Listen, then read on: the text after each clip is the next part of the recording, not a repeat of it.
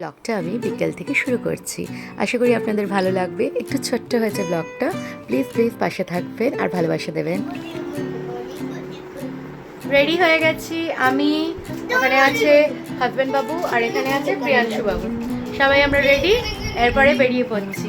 কোথায় যাচ্ছি তার জন্য স্টে টিউন, দেখতে হবে কোথায় যাচ্ছি। চলে আসলাম আমরা আমাদেরই কাছে পিঠে একটা মলে। এই মলটা বেশ ভালোই লাগে। প্রিয়াংশুকে নিয়ে আসলাম। আসলে কি বলুন তো, প্রত্যেক রবিবার আমরা একটু গান বাজনা নিয়ে বসি। হাজব্যান্ড গান করে তো আমি আবৃত্তি করি। ওকে না সেই টাইমটা দিতে পারি না। তো আজকে একটুখানি টাইমটা দিতে পারছি। আর এখন তো বর্ষার মরশুম এসে গেছে, আরোই প্রবলেম হয়ে গেছে।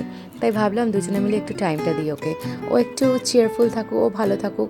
ঘরেই তো থাকে, কোথাও তো বেরোয় না, বুঝতেই পারছেন। ছোট্ট একটি মানুষ, তার উপরে কত প্রেশার।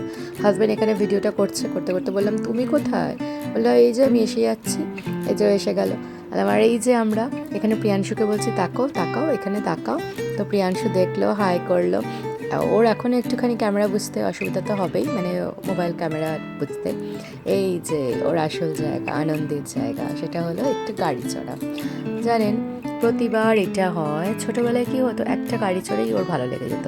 আর এখন কি হয়েছে, রেড গাড়ি চড়ার পরে বলবে ব্লু গাড়ি, ব্লু গাড়ি চড়ার পরে বলবে গ্রিন গাড়ি। তো একটা গাড়িই চড়াই, কিন্তু ওকে ওইটাই বুঝালাম যে এত গাড়ি চালানো যায় না। এখন ওকে ওরকম করেই বোঝাতে হয়, এত গাড়ি চালাতে হয় না, বকে। আর এই দাদাটার ওপর বা ভাইটার ওপর একটুখানি অভিমান হয়েছে। অভিমান বলুন আর রাগ বলুন, অ্যাকচুয়ালি অভিমান না, এদের উপর আমার একটু রাগই হয়েছে। অভিমান তো নিজের মানুষের উপর করে।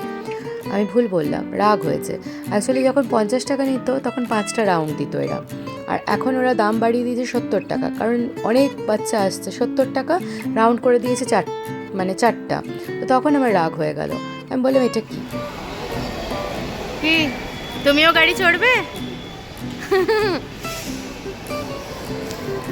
না সেটাই হলো না, জিজ্ঞেস করলাম যে ও গাড়ি চড়বে কি না, যদি ইচ্ছা করে আবার গাড়ি চড়ার ছোটবেলার মতন।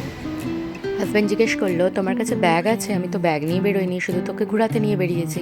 বললাম, হ্যাঁ, আমার ব্যাগগুলোতে সবসময় 1-2টো ব্যাগ থাকে, যাতে কিছু জিনিস আমি ক্যারি করতে পারি, গ্রসারির ওয়ালেট থাকে, তোমার অসুবিধা নেই। বলছে, আচ্ছা, কয়েকটা জিনিস নিয়ে নিই। অ্যাকচুয়ালি না, আমাদের প্ল্যানিং ছিল বার্গার খাওয়ার, যে চিকেন বার্গার বা চিকেন প্যাটি দিয়ে বার্গার খাওয়ার। তো ওর জিনিসগুলো ছিল না, ভাবলাম ব্লিঙ্কিটে অর্ডার করবো আর ঘরেই তো বানিয়ে খাবো। তো ইতি মুহূর্তে তো ওর বাবা প্ল্যান করলো বেরোবো। তো বেরিয়ে গেলাম। বললো, বেরিয়েছি মানে বাইরে খাবো, ছেড়ে দাও। আর বার্গার খাওয়াটা পরে হয়ে যাবে, পরের দিন হবে। বললাম, ঠিক আছে। তো এখানে একটা একটা করে টুকিটাকি জিনিসগুলো নিচ্ছি। একটা জ্যাম নেওয়া হলো, পাইনঅ্যাপেল জ্যাম, একটু ব্রেড দিয়ে খাওয়ার মতন। ওর বাবাকে একটা জিনিস দেখালাম, নাও না, এটা বাবুর জন্য। মানে ও চকোস টাইপেরই, এটা না হাইড অ্যান্ড সিকের একটা। এটা নর্মালও খাওয়া যায়, এর ভেতরে আবার ফিলস দেওয়া আছে, চকলেট ফিল দেওয়া আছে। চকোসে যেটা থাকে না।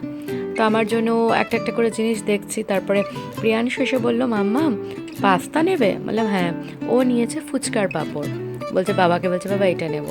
ওর বাবা বলছে, বাবু ঘরে আছে, ও মানবে না, না আবার নেব। ওর বাবা বোঝাচ্ছে, না দাদা এনেছো তো, সেদিন যে আমরা ফুচকা খেলাম আরও আছে। বললো, না নেই। ওর বাবা তারপরে বললো, না, একটুখানি রাগ হলো ওর বাবার। বললো, না তুমি ধরো না সব কিছু।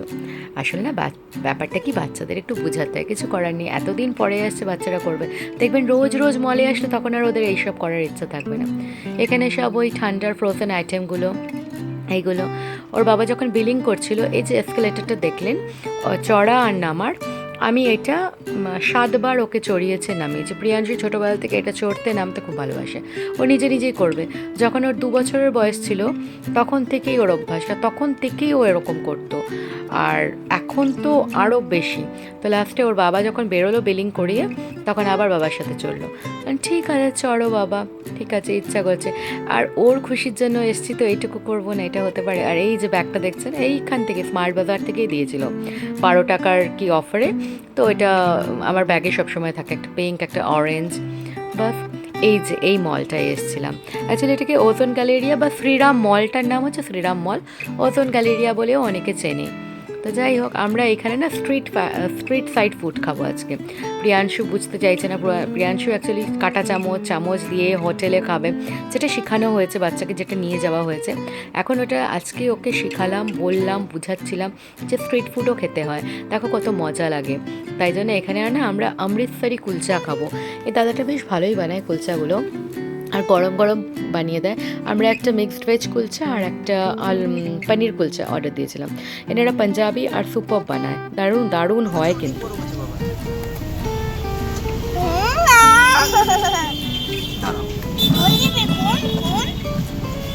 না এখন এখানে দাঁড়িয়ে দাঁড়িয়ে তোমার খেতে হবে, মামাম খাইয়ে দেবো।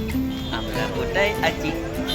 ওরে বাবালে কত ঘুম পেয়ে গেছে টোনাল, কত ঘুম পেয়ে গেছে টোনা, টোনা কত ঘুম পেয়ে গেছে টোনা, টোনা কত ঘুম পেয়ে গেছে টোনা। ও বাবা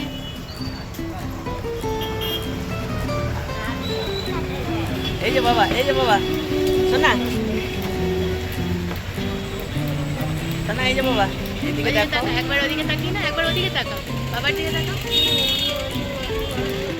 প্রিয়াংশু ফার্স্ট টাইম কুলফি খেলো। আমার না খুব ইচ্ছা করছিল এমনি করে কুলফি খাবো। অ্যাকচুয়ালি না রথের মেলাটা খুব মিস করছি। খড়গপুরে যখনই রথের মেলা হতো এরকম করে কুলফিটা খেতাম, সত্যি খুব মিস করছিলাম। এই এসে গেছি ঘরে, তাও বৃষ্টি শুরু হয়ে গেছে, রেনকোট পরিয়ে দিয়েছিলাম প্রিয়াংশুকে। চলুন আজকে আমরা এখানেই শেষ করছি ব্লগটা। সবাই সুস্থ থাকবেন, ভালো থাকবেন,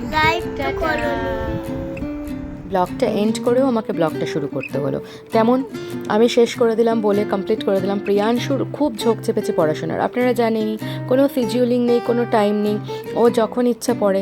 তাহলে ঠিক আছে, ও নাকি কাখা গাগা লিখবে, ও লিখতে বসলো আর খুব সুন্দর লিখলো। আমি ফার্স্ট টাইম ছ শিখালাম, সেটাও সুন্দর করে লিখে নিচ্ছে। মানে খুব ক্যাচিং পাওয়ারটা ওর, মানে গড গিফটেড, টাচউড। আপনারা সবাই আশীর্বাদ করবেন যাতে ও খুব ভালো ভালো মানুষ হয় বড় হয়ে। আর প্লিজ সাথে থাকবেন সাবস্ক্রাইব করে। Thank you so much.